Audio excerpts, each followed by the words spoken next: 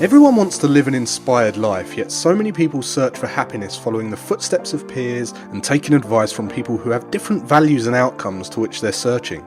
There are people born into wealth, graduated from the best universities in the world, and there are people who have none of that and yet are living extraordinary lives full of fulfillment and reward.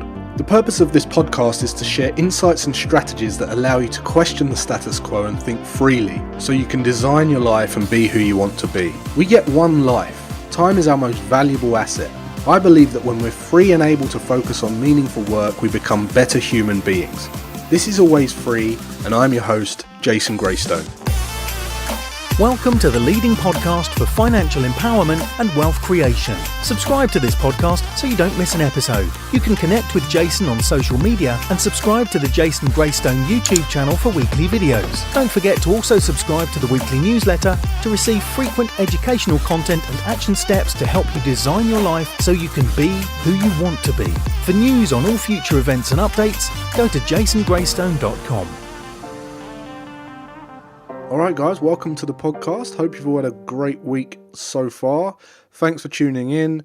If this is the first time you're listening, please give this a like or a rating. Put a little thumbs up on the thing.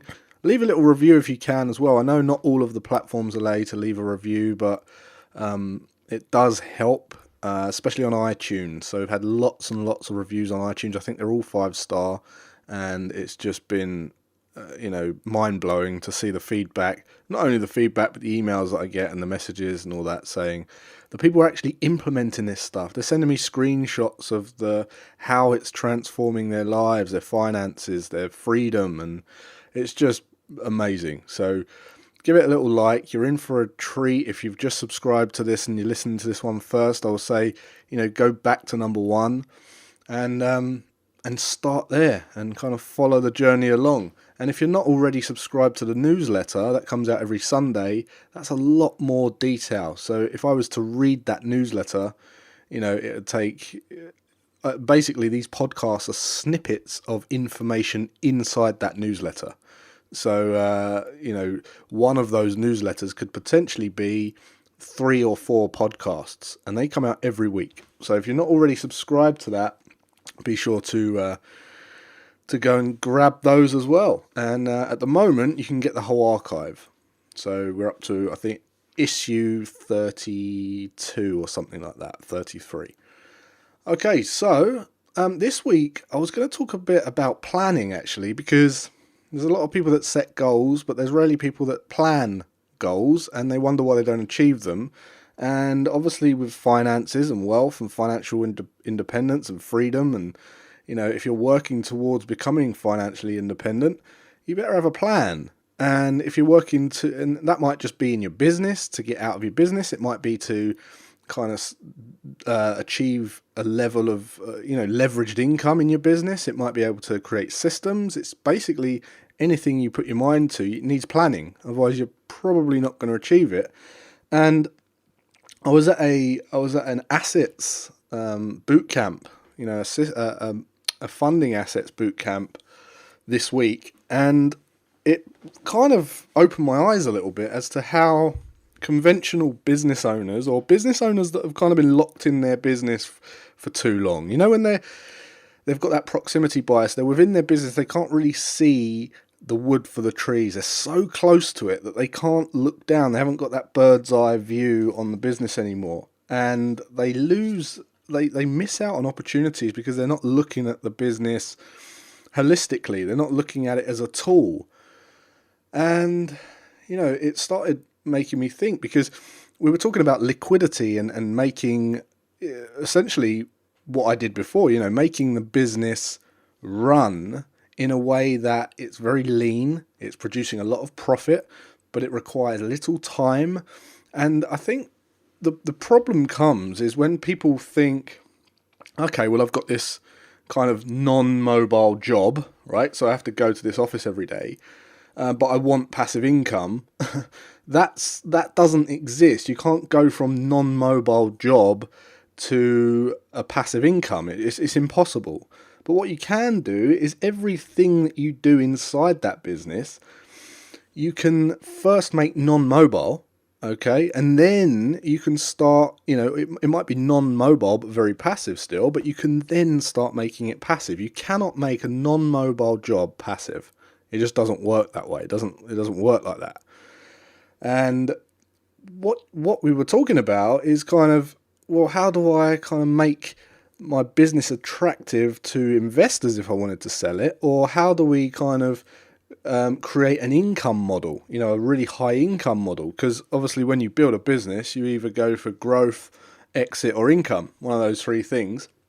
And a lot of the kind of conflict comes when there's two different partners or two different directors wanting different things out of the business. But that's another story. But what I do, I always recommend, I highly recommend that people do for any job in their business, if you're doing something physical and it's very, very non-mobile, in other words, you have to be at a certain place to do it all the time, what you want to do is you want to first make it non-mobile. Okay, so forget about, how can I build a system to do this? How can I do this passively? How can I outsource it? Because what people were saying is if they had some funding, they would throw it at staff. And it's a massive problem, because if you throw money at more people, you've just got a bigger problem. Because there's no guarantee that those staff are going to do the job. And also, the more staff you hire, you're going to need a manager to take on, and then you incur overheads and you become less lean. And people think, but by throwing money at people, at staff, that's the way they're going to be financially independent. And although that can work, although you can pay people to do stuff, the way I always look at it is every single job in this business, or every single job that I'm doing, I want to make mobile first. Okay? In other words, I don't want to be tied to a specific place. I don't want to, be in an office. I don't want it to be kind of sat at a certain desk. I want it to be mobile. So any job that you've got, write down every single job that you do in your business and ask yourself, how can I make it? Is this mobile? Is this aspect of my business mobile? Because if it isn't, you still quite haven't solved that problem of space. You're still stuck. And the freedom comes from first relieving that, solving that issue. And as soon as you take it mobile, and what I mean by mobile, meaning you can do it from anywhere. Obviously online would be ideal. If you can get any part of your business online, if you're doing trainings, get it online. If you're doing internal staff trainings, get them online in videos. If you've got, a process that's physical on paper, get it online. Get it shared in a Dropbox. Get it online. Like, online is the most efficient way to do business. This is why you eventually end up, this is why I went into trading, okay? Because it's purely anywhere, completely mobile, and semi-passive. Obviously, it still requires me to click some buttons, but it's very, very semi-passive. But you won't get to the semi-passive stage until you get online, okay? So every single job that you do, write it down, think about how you can get it mobile, ask yourself, is it mobile? Because that'll be the first sticking point. You might find, actually, we have to actually be a certain place to do that bit. That's a problem, that's a sticking point. Get it mobile. Once you're mobile, maybe you're online, maybe everything's online, then you can start to build systems, okay, or automations that then do all of those little jobs that you still require your time, but you can do them anywhere, but they don't require your time anymore. So you can build systems that no longer require your time. And obviously, if you're creating digital assets, videos and all that kind of stuff, that can all be monetized as well. If you've got teaching programs, coaching programs, maybe you've got a blog or some kind of affiliate deal or a partnership going on. Maybe you do trading, swing trading. Maybe you do some active investing.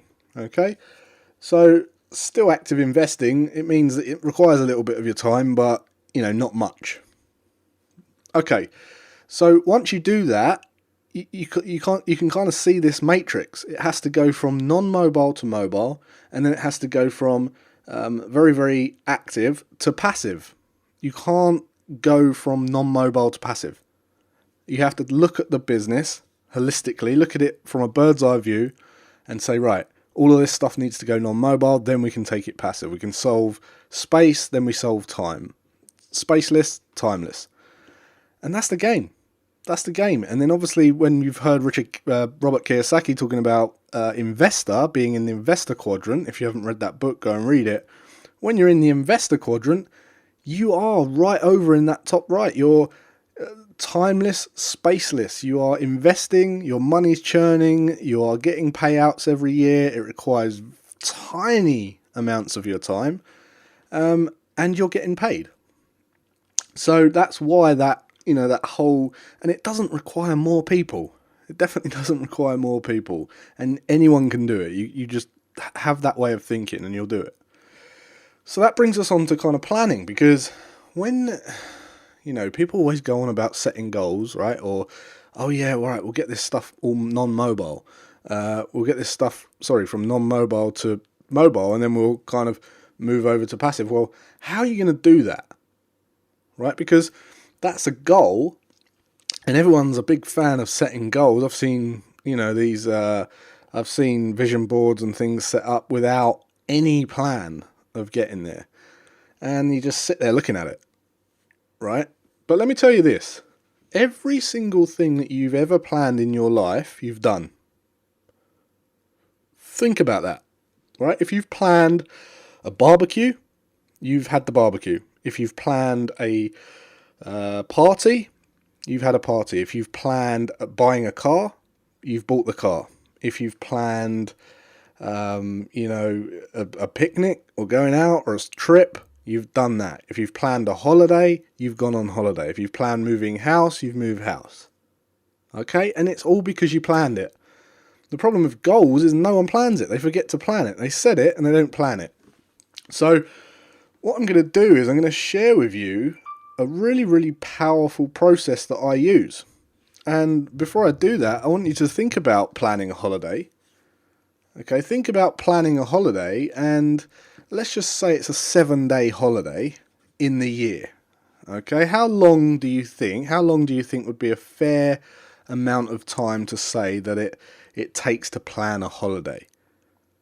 Right, you got to ring up the holiday company, or look around the online holiday website, look for a place, you've got to ring up the insurance company, book the thing, maybe check out the atoll, and then maybe check your passports and do the parking at the airport and the lounge or whatever it is, right?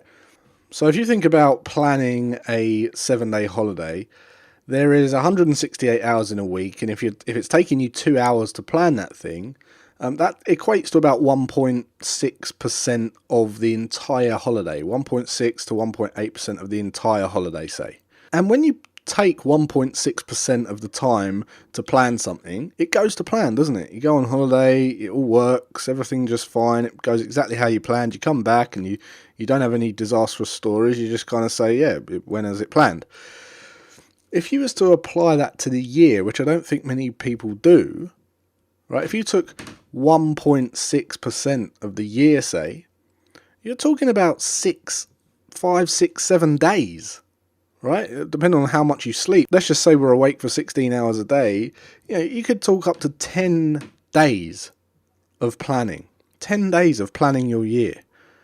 So how can you expect your year how can you expect to really knock over goals if you are not spending 1.6% planning it? If you're not applying that same principle of planning to your year, how can you expect to achieve results? You can't. There's no way. And yet people are always let down or kind of disappointed or surprised that they haven't done what they thought they were going to do. So I'm going to give you a little process that I've used for quite some time now, for many years now.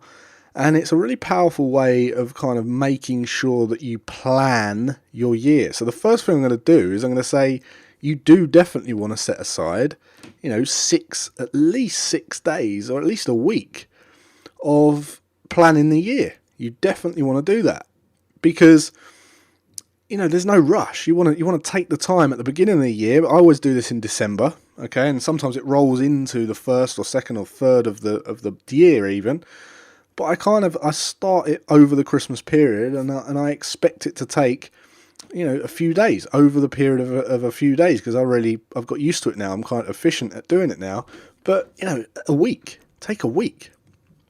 So what you want to do is, the first thing you want to do is you want to plan, write 3 or 4 things that you want to achieve next year or this year in the next 4 quarters. Okay, so I'm not talking about massive. I'm not talking about smashing everything. I'm talking about just 3 or 4 things that you really, really, really want to get done. Top of your list, the priority, the goals. They might be on your vision board. Take those 3 or 4 things and write them down. That's all it is, 3 or 4 things. The next thing you want to do is plan the quarters. So break those 3 or 4 things. Let's just say you've got 4 things to do. Break them into quarters. Okay, so you're going to break those 4 big goals into quarters. And write it on a piece of paper, put it on a spreadsheet. Just break those 4 things that you've said you're going to achieve into 4. Okay, so you've got 4 things, and those represent the quarters of the year. Now, of course, we know that one of those things is going to take, it's going to have components to it. It's going to have a few moving parts, a few little milestones that you need to hit maybe. So what you want to do is you want to kind of list out about 7 steps. So for instance, let me just wind you back a bit. Let's just talk about this podcast. This podcast was a goal of mine for quarter 1. By the end of March, I wanted to launch this podcast, which I launched this on the 25th of March.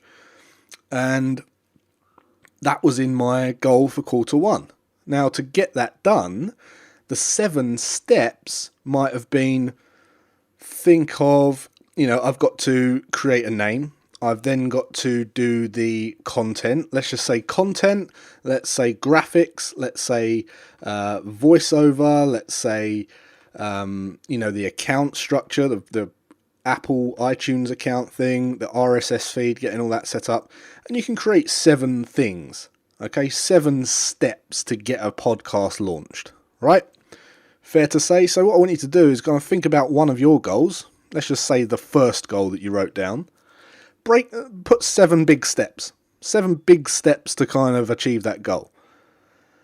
The next thing you want to do is you then want to spread those 7 things, right? You've only got 7 things to do, but you want to spread it over 90 days because that's the quarter. So if you could draw out 90 little blocks or squares, or you can put this in a spreadsheet, kind of highlight 90 blocks. And what I want you to do is color code those into the 7 steps. So you've got 90 days spread over 7.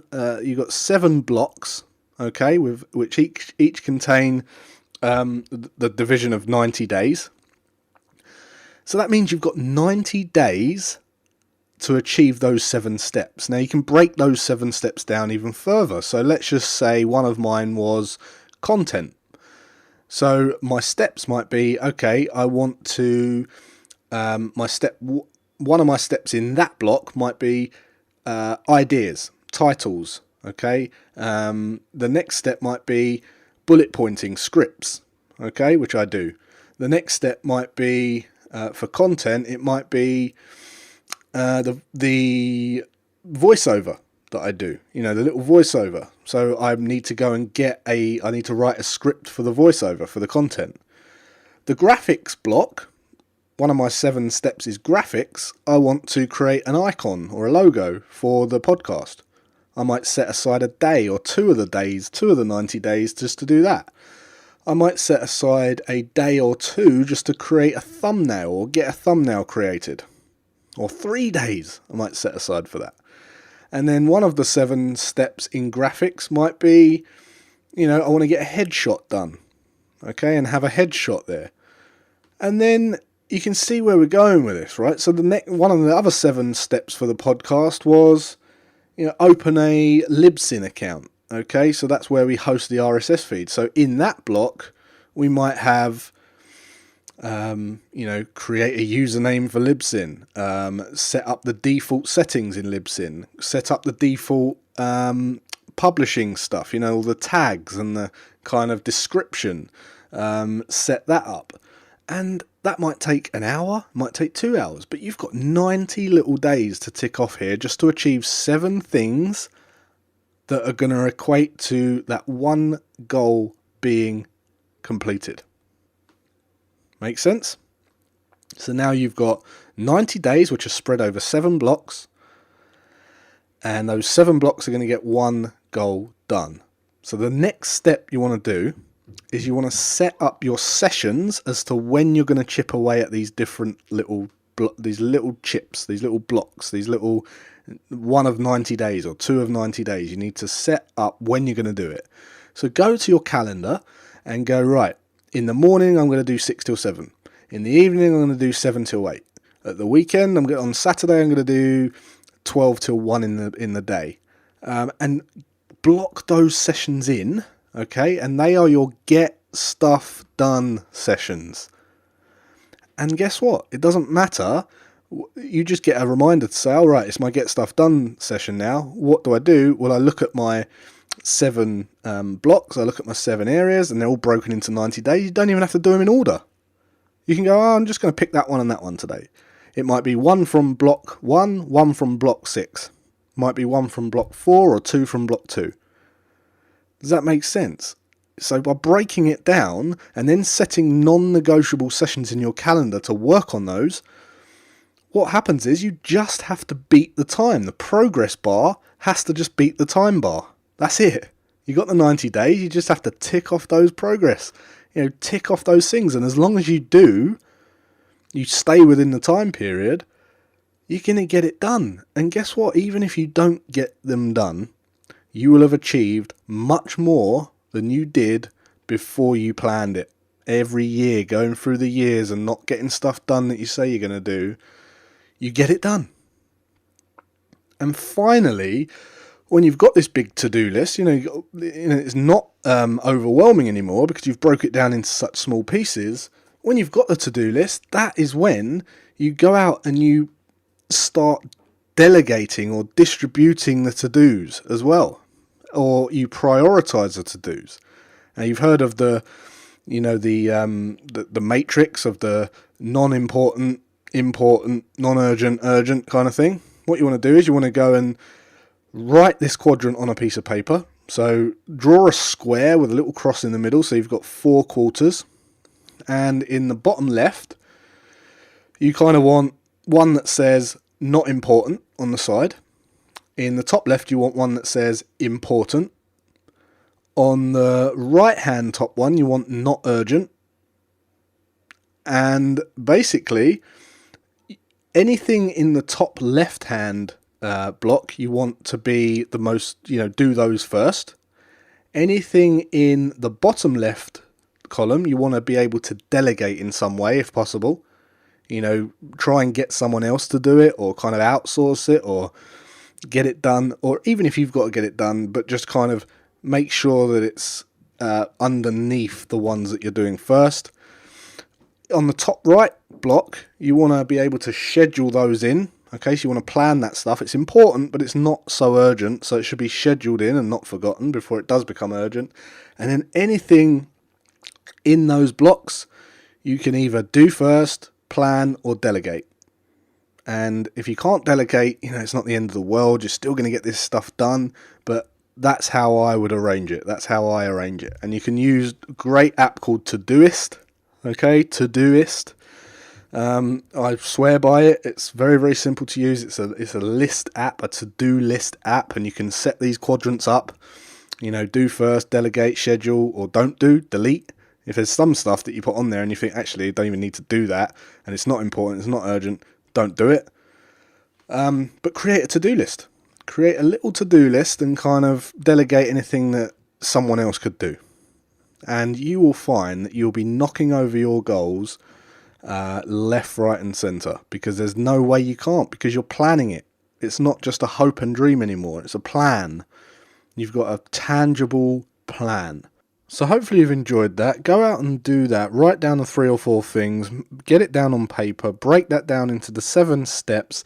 Use those 7 steps across the 90 days to start chipping away and planning how you're going to get all those little bits done. And let me know how you get on. Let me know how you get on with it and how you're managing to smash through your goals. So I wanted to kind of rein it back a little bit this week and give you a method on how to start planning all this stuff, because I'm giving you lots of action steps each week. Same with the newsletter. And it's important that you're able to implement, because if you have all the knowledge and you don't take action, it's not worth having the knowledge at all. So I thought I'd just kind of rein it back and give you that little strategy to help you go along with this journey to financial independence. Hopefully you've enjoyed that. I really would appreciate if you could leave this a review or a rating at least. And until next week, have a great rest of your day and weekend, and I'll see you then.